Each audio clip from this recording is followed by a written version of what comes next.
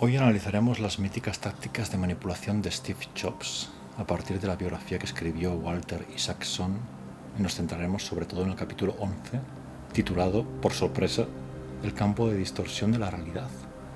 Nos adentraremos en la descripción secular de lo que creo que es un mago primitivo y seguramente muy torpe y oscuro, por lo que este vídeo es una mezcla entre biopic, estudio general sobre Magic que venimos llevando a cabo un poco aquí en este canal, y como no, una pieza más de la investigación acerca del ser, de la existencia, un poco encontrar respuestas en cosas que nos motiven a seguir existiendo en este lodazal que es la vida. Parece ser, según múltiples fuentes, que Steve Jobs generaba un campo hipnótico en torno a sí, bautizado explícitamente por sus compañeros de trabajo como campo de distorsión de la realidad. Esto me llamó la atención y me dije, me interesa descomponerlo en partes, vamos a ver en qué consiste este campo de la distorsión de la realidad. En palabras de Bud Tribble, vicepresidente de Apple, la mejor forma de describir aquella situación es con un término de Star Trek. Steve crea un campo de distorsión de la realidad. En su presencia, la realidad es algo maleable, dice Tribble. Puede convencer a cualquiera de prácticamente cualquier cosa.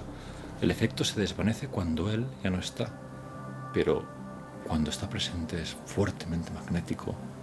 Este campo no era solo labia. Isaacson nos cuenta en la página 162 que incluso siendo consciente de él, la gente sucumbía.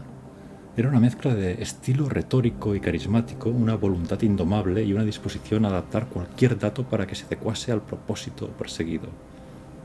Pero, ¿qué es lo que alimentaba esta increíble habilidad? Aquí es donde la figura de Jobs se vuelve aún más enigmática. Empecemos por algo concreto que me resulta fácilmente identificable, la mirada y el silencio. La legendaria mirada de Steve Jobs y su estratégico uso del silencio no eran casualidad. Aparece por todos lados en la biografía. Eran armas pulidas. Curiosamente, aunque los fines eran radicalmente distintos, podemos encontrar un eco de estas técnicas en el diván del psicoanalista. El analista calla porque, como hemos visto cuando estudiábamos cuestiones de creatividad, el vacío es lo que atrae. El verdadero misterio literario incluye sobre todo lo elíptico, lo que no está. Esto lo sabe el analista, que con su silencio crea un magnetismo y te obliga a seguir hablando. El silencio del analista te saca las palabras. Así como el silencio del terapeuta busca que el paciente proyecte sus profundidades, el silencio de Jobs parecía obligar a sus interlocutores a llenar el vacío, a menudo revelando sus debilidades o cediendo ante una presión invisible. Por aquí la conexión. Primera habilidad que tenía Jobs para crear este campo. No era terapia, claro. Lo que hacía Jobs era otra cosa, era un jefe, un tipo un poco chungo. Pero sí, con esto podemos empezar a trazar cómo podría esculpir la realidad a su antojo. But life, that's a very limited life. Life can be much broader once you discover one simple fact, and that is everything around you that you call life was made up by people that were no smarter than you. And you can change it, you can influence it, you can build your own things that other people can use. And the minute that you understand that you can poke life and actually something will, if you push in, something will pop out the other side, that you can change it, you can mold it. That's maybe the most important thing. Otra cuestión relacionada con esta cuestión de la realidad era la negación de la misma. En la página 163 nos dice que si la realidad no se amoldaba a su voluntad, se limitaba a ignorarla. Esta afirmación inocente ya nos indica que tenía algún conocimiento de alguna clase en torno a Magic. Lo más sorprendente, sigue Bud Tribble, es que el campo de distorsión de la realidad parecía dar resultados incluso si tú eres perfectamente consciente de la existencia de este campo. A menudo discutíamos técnicas para poder contrarrestarlo, pero tras un tiempo la mayoría nos rendíamos y pasábamos a aceptarlo como una fuerza más de la naturaleza. Es decir, que era más poderoso que el resto. Y aquí nos da un detalle más este tal Tribble, vicepresidente de Apple, que concreta parte de la técnica que nos interesa prestar atención. Jobs realizaba algunas afirmaciones, ya fueran un dato sobre historia del mundo o el relato de quien había sugerido una u otra idea en una reunión, sin tener en cuenta la verdad. Aquello representaba un deseo voluntario de desafiar a la realidad, no solo de cara a los demás, sino a sí mismo. Es capaz de engañarse él solo, afirmó Bill Atkinson, Esto permite lograr que los demás se crean su visión del mundo, porque él mismo la ha asumido y ha hecho suya. O sea, él se convencía. La fe, como sabemos en Magic, es fundamental. La fe, si no hay fe, no hay absolutamente ningún tipo de posible avance en el estudio del asunto. Este hombre, lo que no era, era. Muy interesante este concepto en el mundo de la posverdad, porque lo vemos todo el día jugado, pero en términos de Magic tiene sentido que uno en el inconsciente logre inscribir lo que es, lo que le gustaría que fuera, inscribirlo ahí, es donde se opera la magia. Luego tenemos un tercer elemento práctico, y adelanto que hay varios más, y alguno muy loco, que nos ayudará a comprender cómo construía este campo magnético atractor este hombre. La visión binaria aquí es clave para que pudiera tener control, y lo que personalmente me lleva a pensar que utilizaba técnicas mágicas con fines de manipulación, fines negros, inciertos, como por otro lado queda claro a lo largo de los centenares de páginas de la biografía. No hay duda de que había algo enfermizo en este hombre. Para Jobs, o eras un genio o eras un idiota. Un producto era revolucionario o era basura. Esta polarización extrema sin duda contribuía a su capacidad de imponer su visión. La desorientación es clave para el manipulador. Esto es algo que por desgracia pude examinar yo mismo en mi propio análisis. La desorientación es clave para el manipulador. Cómo en situaciones manipulativas yo tendía a actuar bipolarmente, igual que determinadas figuras familiares de mi pasado familiar. Yo actuaba bipolarmente de tal manera que quien me atendía no podía saber por dónde iba a salir, y eso era el elemento clave de la manipulación. La confusión del quien tienes enfrente ya lo ubica en una situación donde no puede jugar bien las cartas, así que el manipulador se pone ya por encima. He encendido esta pequeña luz porque se está poniendo el sol. La gente lo había identificado a Steve Jobs, cosa que a mi entender un mago no debería permitir. Lo habían fichado, sabían que tenía esta especie de campo, hablaban del campo, lo habían bautizado.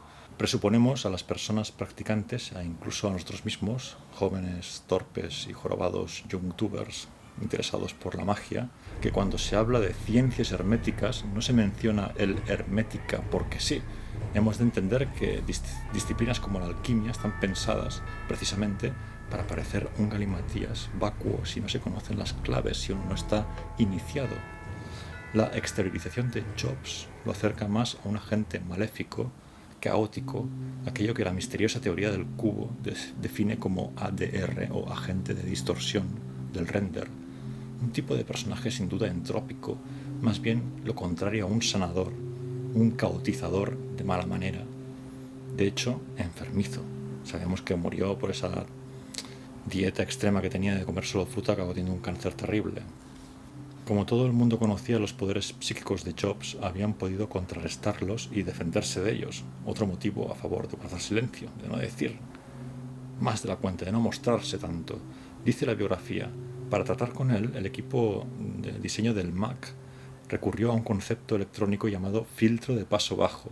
A la hora de procesar la información que él emitía, aprendieron a reducir la amplitud de sus señales de alta frecuencia.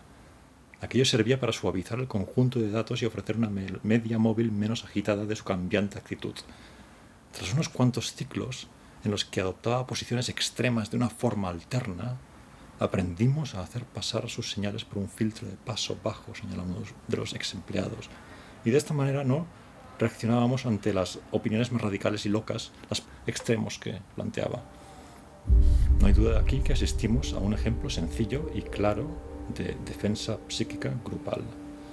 Ahora pasemos a una serie de rarezas que también, no hay duda, debieron de configurar de alguna manera este campo de distorsión de forma consciente o inconsciente. Por un lado tenemos clave el olor. Sí, así es, el olor. En sus primeros días en Atari, aquí esta referencia es de la página 74 si no me equivoco, el olor corporal era un problema. Jobs creía que su dieta vegana, extrema y a base de frutas hacía innecesario el uso del desodorante o duchas frecuentes. Era una creencia errónea. Entonces lo llegaron a confinar al sótano debido a su olor.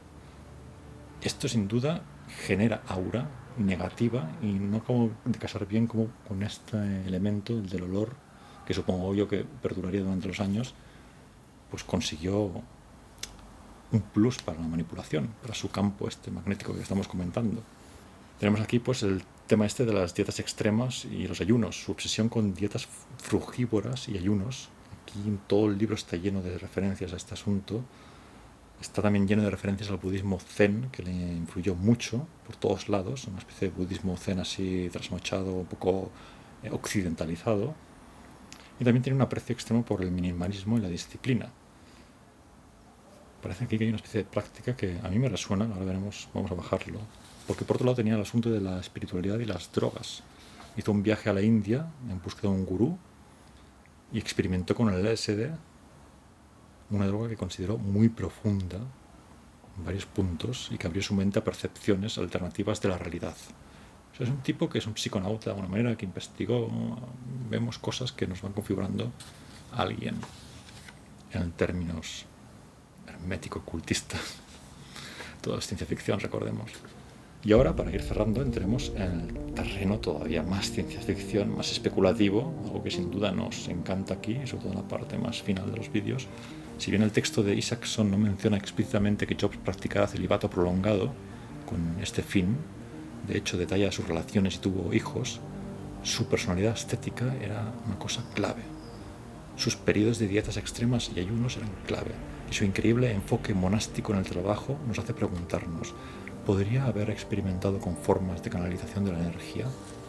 Se especula en muchos foros, por ejemplo en los foros de semen retention, de celibato, unos foros rarísimos que hay por Reddit, que este hombre conservaba su energía, el esperma básicamente, por no eyacular, y que entonces tenía una especie de energía extramagnética que coincidiría con este asunto del campo.